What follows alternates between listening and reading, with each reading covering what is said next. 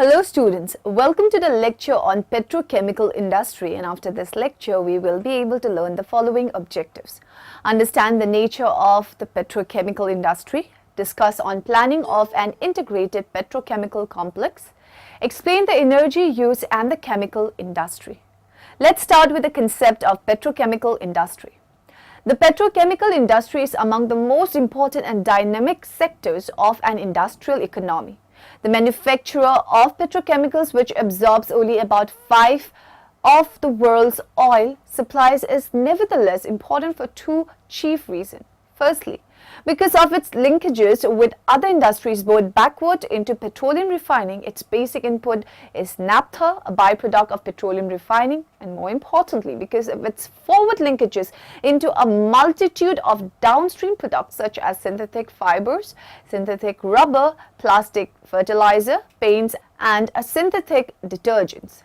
Such an enveloping industry can give an impetus to all-round industrial development. Secondly, the petrochemical industry has gained ground as a producer of substitute for natural products made from fast depleting resources such as wood, metal, etc., or for products that cannot keep pace with demand, example wool, cotton, silk, soap, etc. This ensures that the consumption basket can keep expanding despite the depletion of natural resources. In fact, in the West, the impetus for the industry came in the 1940s from the need to provide man-made substitute for a variety of natural goods. They were in a short supply during the war period. In less developed countries, LDCs, the petrochemical industry has gained ground where the value-added component derived from indigenous hydrocarbon sources is large, entailing in higher returns and higher domestic value added. But in LCDs, the reservoirs of petroleum and natural gases, the industry has had a late start. In India, as in most LDCs, the government has played a major role in shaping the structure of the petrochemical industry. Initially, the sector was totally protected from foreign competition and domestic firms were heavily regulated. Based on the rationale of infant industry protection, the government shielded the nascent domestic industry from import competition with protection policies such as high tariff rates, quota restriction, apart from an outright ban on the import of certain products. In the domestic petrochemical industry, the government owned a considerable share through public sector investment and regulated private companies. The public sector had a monopoly in the manufacture of feedstocks and dominated the production of intermediate petrochemicals.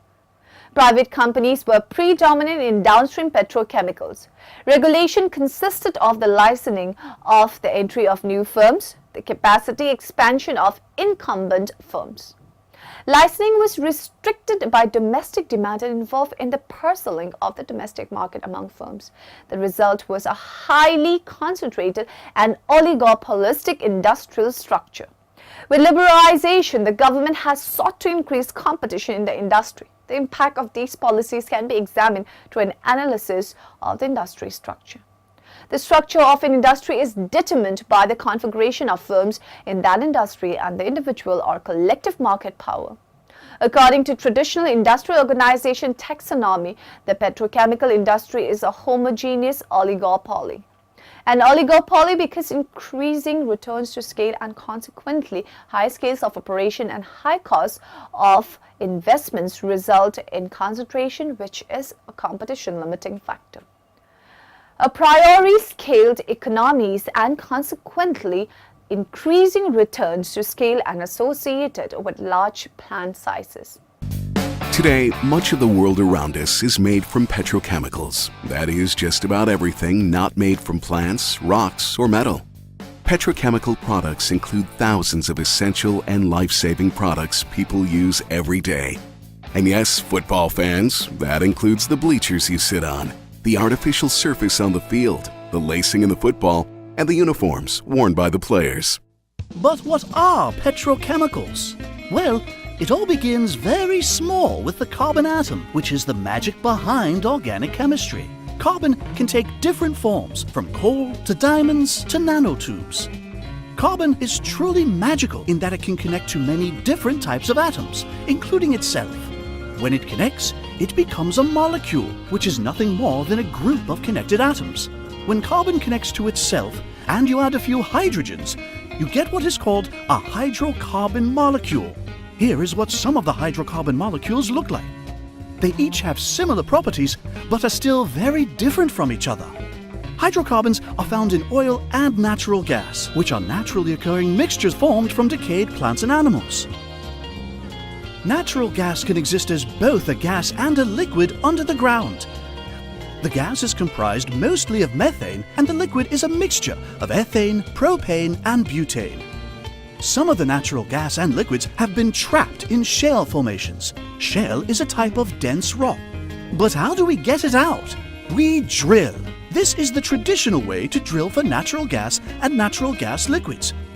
But what about the shale formations far below? Exploration crews can now use a combination of high-tech approaches to get the gas and liquids from the shale rock.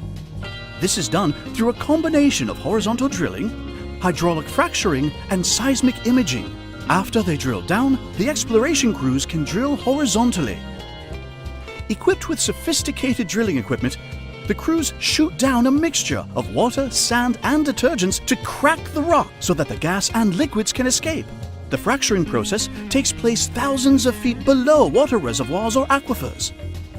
Wherever the drill and pipe pass through a freshwater layer, the water is protected by several impermeable barriers that are made of steel and concrete casings. These barriers ensure maximum protection for water supplies. Once the natural gas liquids are out of the ground, they are separated into the gases ethane, propane, and butane. Of the three, ethane is a very important hydrocarbon molecule. Ethane is fed into a large, complex piece of manufacturing equipment called a cracker. It's called that because it uses high temperatures to crack the bond between carbons. Now the chemistry takes over. Chemistry is all about bonding. The cracker then forces the carbons to form two bonds with each other that make a new hydrocarbon molecule called ethylene. As one of the most fundamental building blocks in the world of plastics and chemistry, ethylene is special. What makes ethylene special is the double bond between the carbons. This is what an ethane cracker looks like. Ethane comes into the unit by pipeline. Now we apply heat to break the carbon bond. Here you see where the ethylene exits the cracker through another pipeline. From here, ethylene can take two different routes. It can be made into plastic or other chemicals called petrochemical derivatives. They are used as raw materials to make specialty chemicals, which give us products with many performance attributes that consumers enjoy. For example, they make nylon stronger, so it can be used by our armed forces for parachute straps.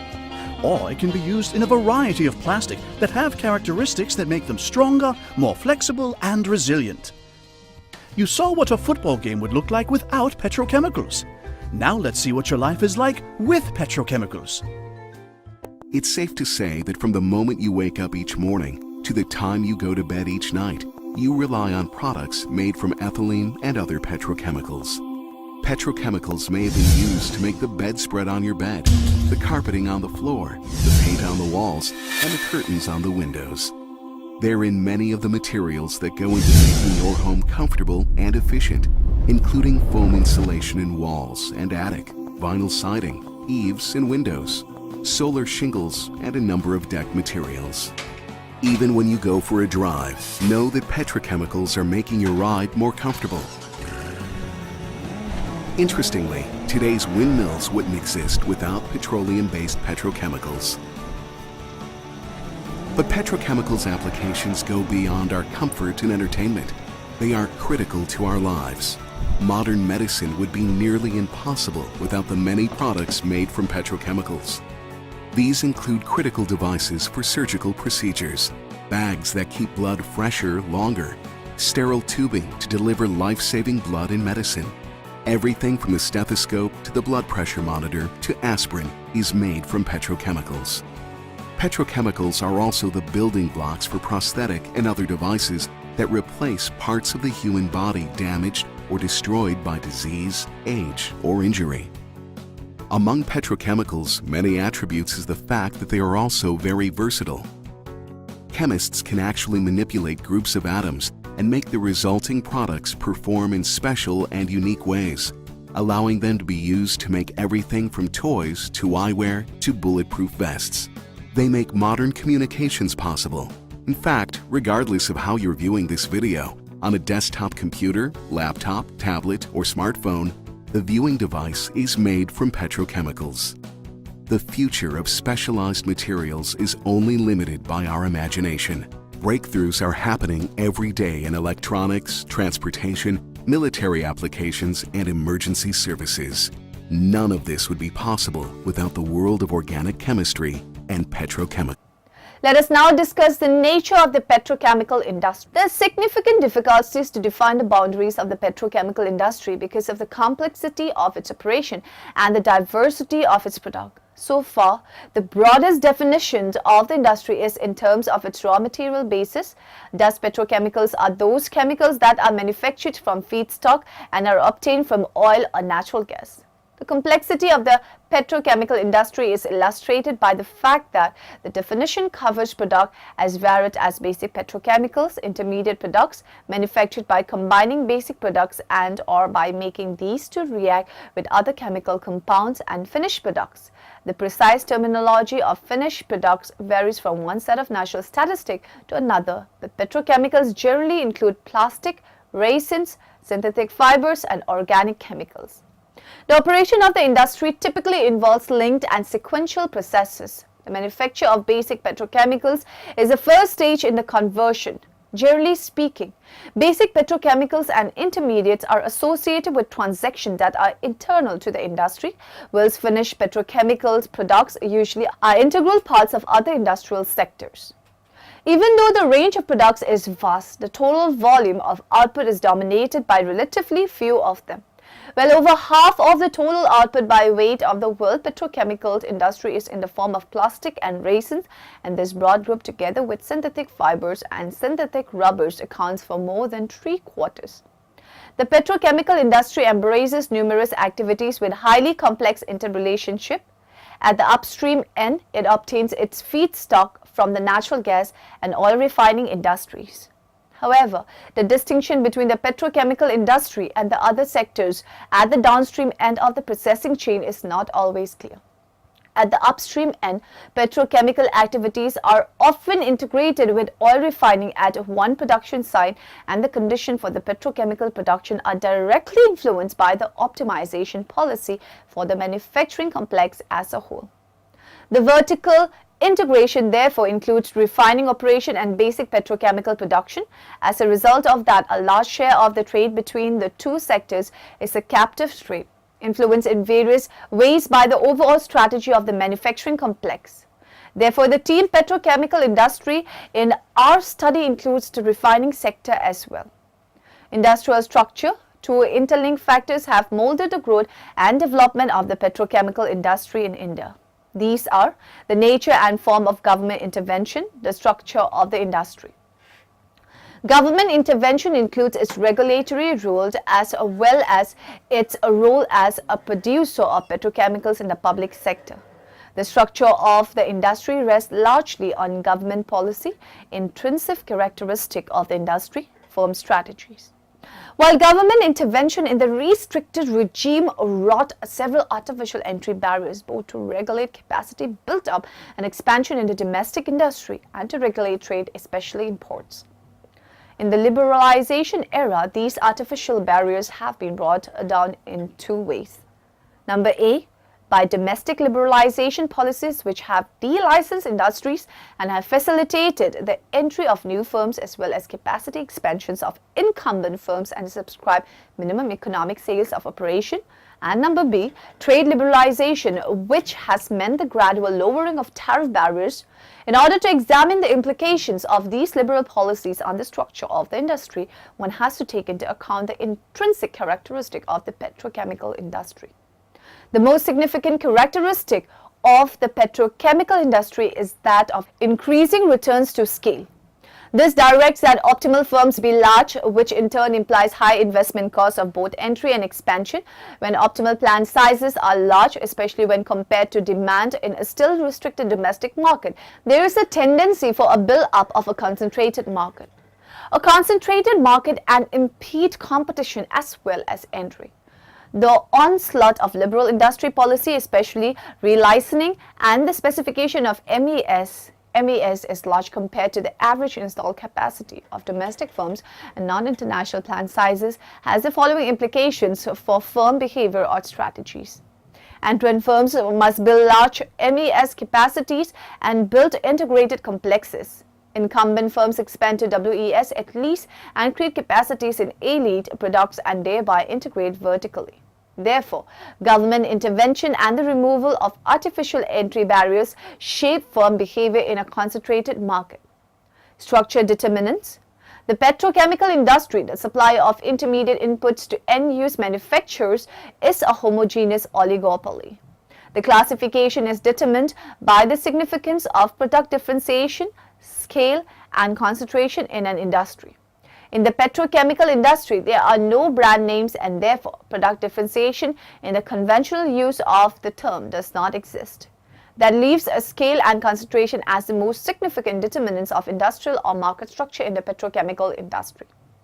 The petrochemical industry has high cost of investment and is one of increasing returns where economies of scale play a significant role. This ensures that firms are large and subject to demand condition, limit the extent of competitions possible in an industry.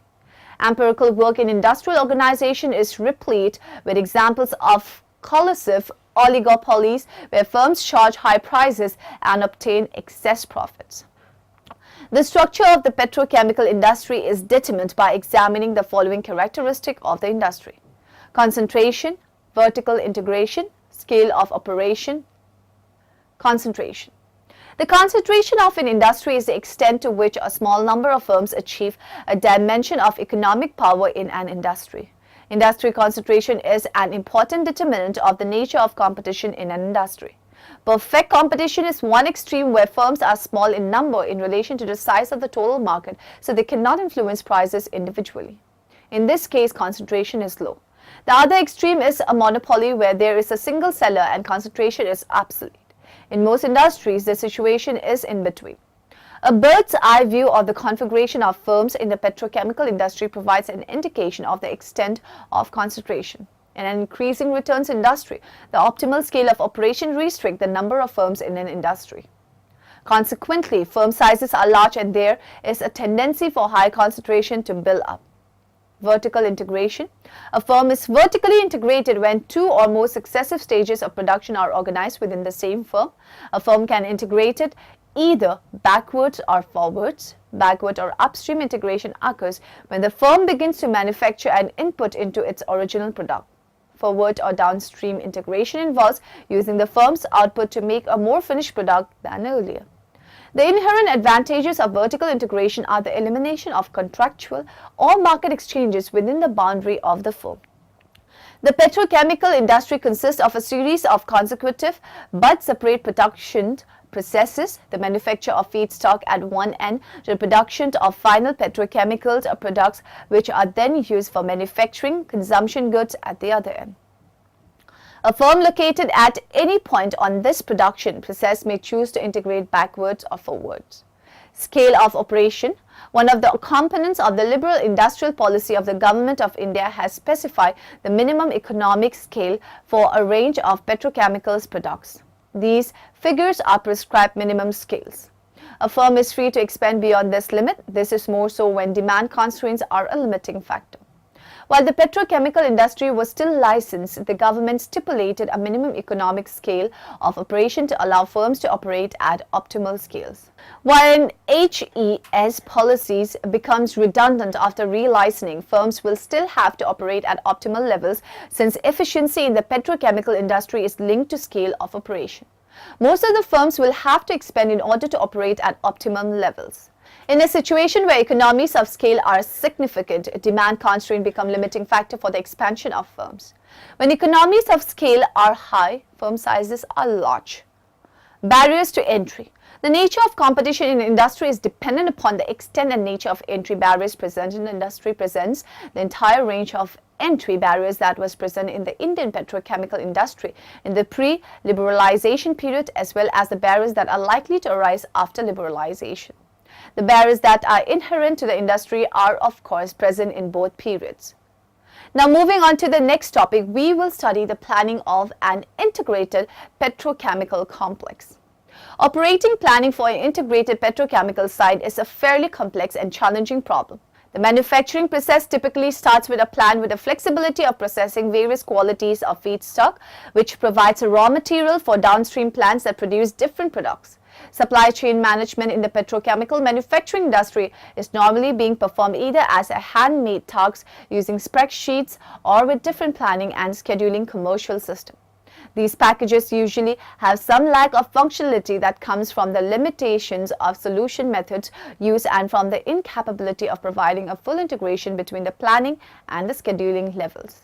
In this work, we solve the supply chain planning problem of a sector of a petrochemical complex using a new tool. The package SC Mart. This new tool uses state-of-the-art solvers for linear programming and mixed integral nonlinear programming problems.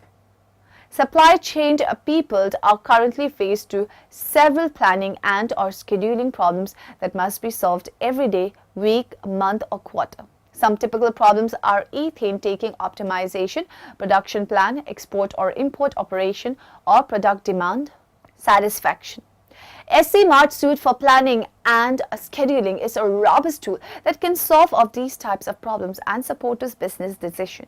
It is based on an advanced optimization technology and a database-centric system architecture which provides a flexible data management. Users can generate their own models under the friendly graphical interface. SC Mart Modeler, where each unit operation is represented by a task which has its own variables and parameters. SC Mart Modeler has incorporated many useful tasks as reactors, splitters, mixers, demands, and suppliers. When the model design is finished, it is possible to generate multi-period case studies that allow the user to optimize the entire supply chain from operation condition to managing inventories. After running the optimization, an optimal solution is reached and the result can be browsed using a flexible interface. Process description. It consists of a petrochemical complex with 2 ethane fractionators, 2 ethylene plants and 5 ethylene consumers. Each fractionator is connected through a pipeline to both ethylene plants and then they can feed one or both of them simultaneously. 2 ethane storage tanks are available to cover lack of raw materials from the fractionators along the year. The ethylene plants consist of ethane cracking and acetylene reactors and a cold product separation area that provides ethane, propane, propylene and butane recycles to the crackers. In the cold, there is separation towers from which the ethylene is obtained. Let's now talk about energy use and the chemical industry. The business of chemistry transforms natural raw materials from earth, water and air into valuable products that enable safer and healthier lifestyle. Chemistry unlocks nature's potential to improve the quality of life for a growing and a prospering world population by creating materials used in a multitude of consumer, industrial and construction applications. The transformation of simple compounds into valuable and useful materials requires large amounts of energy. The business of chemistry is energy intensive. This is especially the case for basic chemicals as well as certain specialty chemical segments, example industrial gases. The largest user of energy is the petrochemical and downstream chemical derivatives business. Inorganic chemicals and agriculture chemicals also are energy intensive.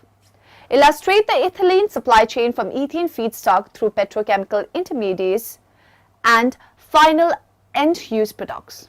Unique among manufacturers, the business of chemistry relies upon energy input not only as fuel and power for its operation but also as raw materials in the manufacture of many of its products. For example, oil and natural gas are raw materials, termed feedstocks, for the manufacture of organic chemicals. Petroleum and natural gas contain hydrocarbon molecules that are split apart during processing and then recombined into useful chemistry products. Feedstock use is concentrated in bulk petrochemicals and fertilizer.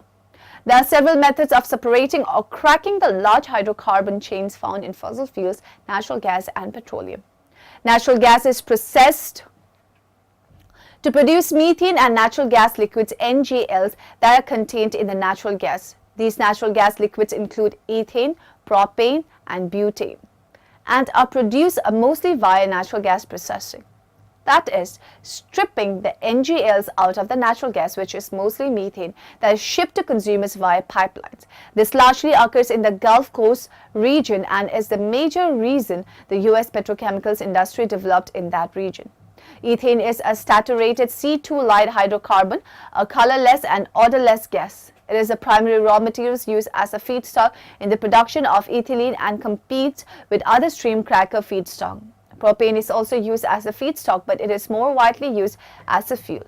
Butane is another NGL feedstock. Petroleum is refined to produce a variety of petroleum products, including naphtha and gas oil, which are the primary heavy liquid feedstock. Naphtha is a generic term for hydrocarbon mixture that distill at a boiling range between 70 degrees Celsius and 190 degrees Celsius. The major components include normal and are paraffins, naphthenic, and other aromatics. Light or paraffinic naphtha is a preferred feedstock for steam cracking to produce ethylene, while heavier grades are preferred for gasoline manufacture. Gas oil is another distillate of petroleum. It is an important feedstock for production of middle distillate fuels, kerosene, jet fuel, diesel fuel, and heating oil, usually after desulfurization. Some gas oil is used as olefin feedstock. Naphtha, gas oil, ethane, propane, and butane are processed in large vessels or crackers, which are heated and pressurized to crack the hydrocarbon chains into smaller ones. These smaller hydrocarbons are the gaseous petrochemical feedstocks used to make the products of chemistry. In the US petrochemical industry, the organic chemicals with the largest production volumes are methanol, ethylene, propylene, butadiene, benzene, toluene, and xylenes. Ethylene, propylene, and butadiene are collectively known as olefins, which belong to a class of unsaturated aliphatic hydrocarbons. Olefins contain one or more double bonds, which make them chemically reactive. Benzene, toluene, and xylenes are commonly referred to as aromatics, which are unsaturated cyclic hydrocarbons containing one or more rings. Key petrochemical feedstock methane is directly converted from the methane in natural gas and does not undergo the cracking process. Methane is directly converted into methanol and ammonia. Olefins, aromatics, and methanols are generally referred to as primary petrochemicals and are the chemical starting point for plastic, pharmaceuticals, electronic materials, fertilizer, and thousands of other products that improve the lives of a growing population. State intervention and regulation. The analysis of government intervention and impact on the trade and the investment flow internationally has been isolated on international trade and trade policies. The role of government decision and regulatory activities is a fairly neglected area. Now, in the end, let us summarize what we have learned in this lecture. The petrochemical industry has gained ground as a producer of substitute for natural products made from fast depleting resources such as wood, metal, etc., or for products that cannot keep pace with demand. The inherent advantages of vertical integration are the elimination of contractual or market exchanges within the boundary of the firm. The manufacture of basic petrochemicals is the first stage in the conversion. The business of chemistry transforms natural raw materials from earth, water, and air into valuable products that enable safer and healthier lifestyle. Liberalization policies in India have created an environment in which it is possible for firms to integrate vertically. The largest user of energy is the petrochemical and downstream chemical derivatives business.